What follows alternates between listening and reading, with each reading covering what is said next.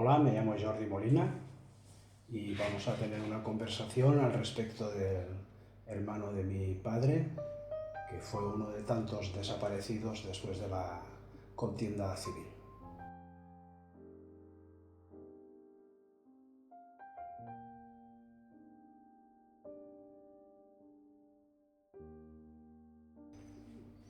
Mi padre, como muchas personas de aquella época en Andalucía, pues vivían del campo, eran jornaleros, tanto su padre, mi abuelo, como él y sus hermanos, y entre sus hermanos estaba Antonio, que es un poco el protagonista de esta conversación. Mi padre, cuando sé poco de su hermano, porque cuando hablaba de su hermano siempre se refería a lo mismo, que lo había perdido después de la contienda y que no sabía, aunque sí era sabedor de cuándo ocurrió y de los hechos, ya no sabía dónde efectivamente estaba enterrado, si lo estaba, cuándo fue. Solamente repetía insistentemente eso, de que le habían matado a su hermano y no sabía dónde estaba. Pero poca cosa más. Era, por lo que él explicaba, se dedicaba a las faenas del campo, pastoreo, estas cosas. La única foto que tengo de él es la que aparece vestido de militar, y eso, como mi padre no me ha llegado a contar nada, es un paréntesis, creo que es un paréntesis en su, digámoslo así, aventura de guerrillero, lo que aquí en Cataluña se llamaba el maquis, luchando contra los fascistas después de acabar la guerra civil. Pero seguro, con toda seguridad hizo el servicio militar, pero eso es un paréntesis que desconozco efectivamente cómo fue. A raíz de la desaparición de mi tío, que se debió a las familias conocían que ellos estaban en la sierra, de alguna manera, pues intentando luchar contra el régimen, y eran simplemente gente del campo que había quedado en esas circunstancias. Entonces, a raíz de la muerte de su hermano, sin que ellos supieran exactamente cómo pasó, los detuvieron a mi padre y a mi abuelo y los condenaron, eso sí que me lo enseñó mi padre, por encubridor de vagos y maleantes. Entonces los condenaron a prisión y estuvo en la prisión en Granada algo más de 1 año y medio, hasta que tampoco sé exactamente por qué los liberaron. Pero fue como la represalia por haber tenido a su hermano en esas guerrillas. Lo que sí que me contó es que la manera en la que los denunciaron y pudieron dar con ellos es porque alguno de sus compañeros, que en contacto con la familia, lo convencieron para que se entregase. Entonces se entregó y les explicó a la Guardia Civil o a las autoridades de aquel momento dónde estaban los demás, y fue cuando tuvo ese enfrentamiento con la Guardia Civil y falleció. Como tantas otras personas en otros sitios de la geografía de España, vivían en el monte, escondidos, y de vez en cuando bajaban al pueblo para ver a la familia, mantener ese contacto. Y esa fue la razón que esgrimieron los tribunales de aquella época para condenar a mi abuelo y a mi padre. Y eso sí que lo explicaba mi padre, pero lo que más siempre le dolía no saber ni dónde, ni cuándo, ni cómo, no sabía nada. No sabía nada. Mi padre, cuando murió mi tío, mi padre tenía 20 años, porque mi tío murió en octubre del 50 y mi padre es del 1930, tenía 20 años, y mi tío tenía 26 cuando murió. Eso fue una cosa que mi padre siempre repetía, que le habían matado a su hermano y no sabía dónde estaba. Eso era algo que repetía.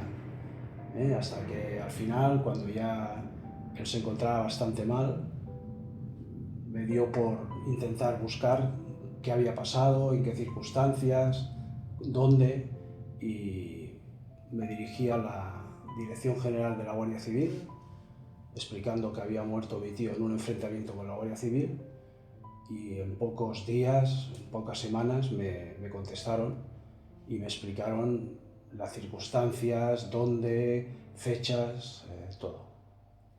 Yo, como vi que mi padre ya estaba, su salud estaba ya muy mal, pensé, bueno, a ver si hay suerte y lo encontramos. Entonces, movido por eso, fue por lo que yo me interesé, y sí que es verdad que en poco tiempo me dieron información de dónde, cómo y cuándo.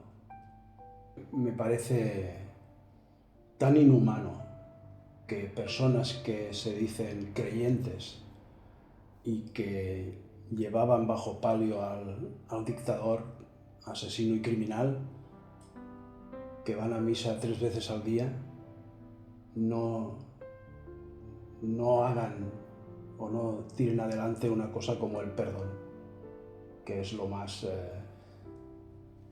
uno de los sentimientos más profundos en la vida de una persona.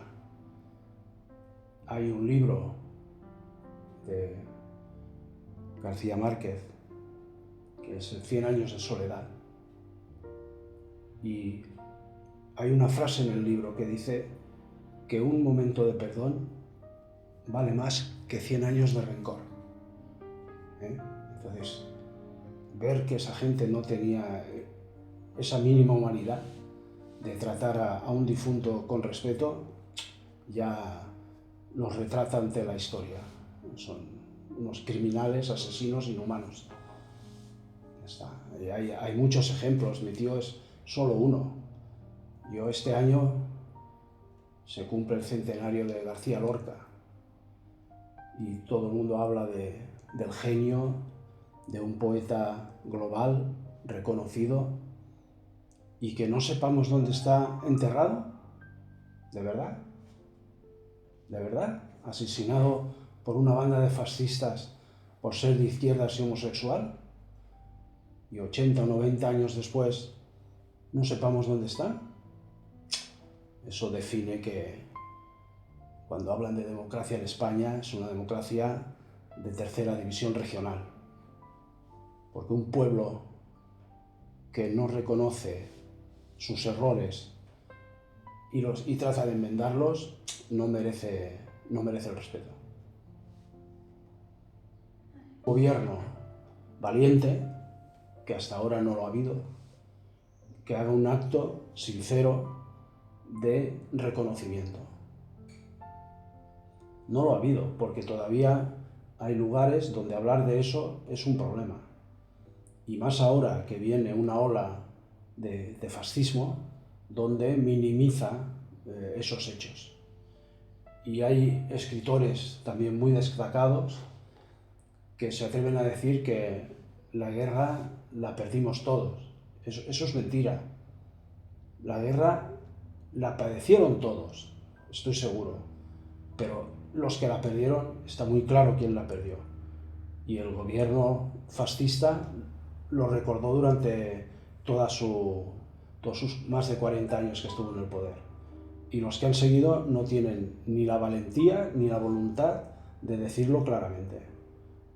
Hay partidos, por no decir ningún nombre, porque es que solo el nombre ya me tira atrás, que son incapaces de reconocer los crímenes del franquismo, como si todo fuera la frase esa, no, es que la guerra la perdimos todos. Es mentira, eso es mentira, eso lo dicen los de derechas. No, la guerra la perdieron los que la perdieron, y fueron perseguidos y masacrados. Tu abuelo, después de las riadas del Vallés, creo que fue el 62 o el 63, no recuerdo, a mi casa, ya que Franco iba a hacer una visita para consolar a las víctimas, a mi casa vinieron 2 policías preguntando por mi padre. Yo era un niño, yo tenía 5 o 6 años, pero me acuerdo como si fuera ahora. y como esos hombres siniestros, como en las películas de color sepia, con una gabardina, una cosa. Y mi abuelo, que políticamente era todo lo contrario de mi padre, se encaró con ellos. Mi abuelo era una persona de 1,65 m, si llegaba, y con 2 inspectores de la policía se encaró con ellos y les dijo que qué estaban buscando de un hombre que lo único que hacía era trabajar. Pero a eso llegaban, a eso llegaban, y eso estoy hablando 62, 63, porque primero fue la riada, la nevada, si te digo 62, 63 te engaño, pero me acuerdo, yo era un niño, yo tenía 5 o 6 años, era como mi nieta, y me acuerdo de aquel día, y cómo vinieron a preguntar, y cómo mi abuelo se encaró con ellos, y hablando mal, mi abuelo no tenía media hostia, pero aquellos hombres se empequeñecieron ante la razón de una persona que tenía sentimientos. Mira, una tontería. Yo también era un niño pequeño, y es que esas cosas que te acuerdas toda la vida, no sé, tendría, pues quizás era como Gina, o entre Gina y Enzo, 6 o 7 años, no tenía más. Y un día venía de trabajar y aquí en Barberá había donde está ahora la residencia esta de, no recuerdo, Vallesol, había una fábrica de caucho y me trajo una pelota de caucho azul, de amarilla, y siempre me he quedado con eso, es decir, mira, aquel día me trajo una pelota esta y es yo ya sé que, pero bueno, son aquellas cosas que te quedan para siempre. Era muy buena persona, eso sí lo tenía. Me acuerdo una vez, ya casi al final, que lo tuve que llevar al taulí 4 o 5 veces en un día porque se había hecho daño y sangraba y no hay manera. Y cada vez, daba las gracias, saludaba, era un buen hombre. Y yo creo que su hermano, lo digo, ¿qué mal hace una criatura de 13 años? Que me lo expliquen, si pueden. No pueden, son unos asesinos. Y mi padre vivió toda la vida amargado con eso. Y sí me acuerdo, el día que le llevé los papeles, pues, mira, le gustó, se emocionó, pero estaba contento. Al final sabía qué había pasado. Pero bueno, eso de matarte a un hermano, dejarlo tirado en cualquier sitio, y a ti meterte en la cárcel con un abuelo como era su padre, y bueno, salieron de casualidad y no murieron en la cárcel, bueno, mira, no sé, cosas que pasan. En fin, es una época negra de este país, y lo peor es que aún ahora haya gente que esto lo vea como algo que, bueno, pasó. ¿Cómo puede pasar? Cuando la muerte sobreviene, ya está, y hay que tratar con respeto, y no tienen respeto ni humanidad ni nada, son unos fascistas asesinos, ellos y los que los apoyan. Yo ya tengo una edad para no tener filtro y decir lo que pienso. Son unos fascistas asesinos, ellos y los que los apoyan. Está. Hay una chiste, historieta que se dice siempre. Dice, vinieron a por los comunistas, pero como yo no era comunista no me pasó nada. Vinieron a por los homosexuales, pero yo como no era homosexual no pasó nada. Vinieron a por los judíos, pero como yo era judío no pasó nada. Cuando vinieron a por mí ya no había nadie que me defendiera. Pues esto va a pasar. Esto va a pasar. Cuando esta gente habla de prioridad nacional, lo siguiente será marcar a los que no son de aquí. Y lo que digo, lo siguiente, después de la prioridad nacional, de marcarlos, de segregarlos por grupos, lo siguiente será llevarlos a algún sitio para que estén apartados y no molesten. Y de ahí el exterminio ya es enseguida, ya viene enseguida. Europa en los años 40 no podía imaginar lo que pasó. Y hubo unos, por muy diferentes motivos, que se llevaron por delante millones de personas así. Y esto es la pena que está volviendo. Pero sobre todo yo diría a la gente joven que lea, que se entere, que lea la historia, que tenga capacidad, si tiene, de raciocinio. Es lo único que podemos esperar, porque si no, estamos perdidos.